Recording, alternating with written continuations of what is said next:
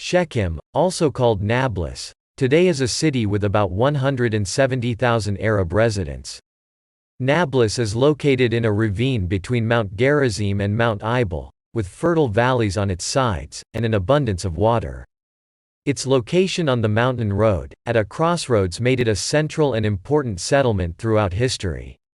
The city was inhabited in the Chalcolithic period and later in the Bronze Age.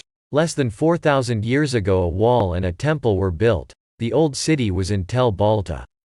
The city was destroyed and rebuilt, and was for long periods under the rule of Egypt. Being a central royal city, there were times when it spread over the entire region.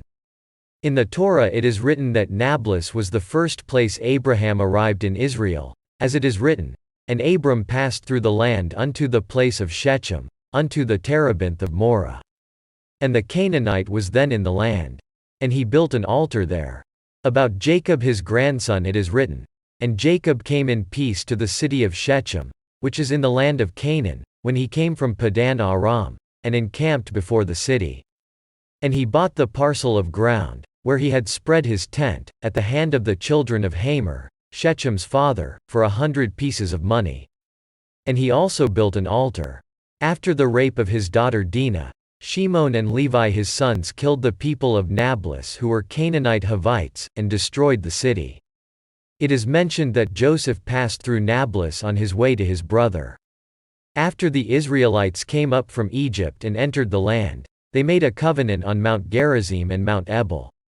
Nablus was in the territory of the tribe of Ephraim. It was declared a city of refuge and given to the Levites.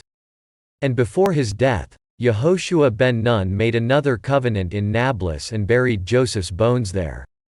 During the period of the Judges, Abimelech reigned over the city and eventually destroyed it. After King Solomon, his son Rehoboam was sworn in at Nablus.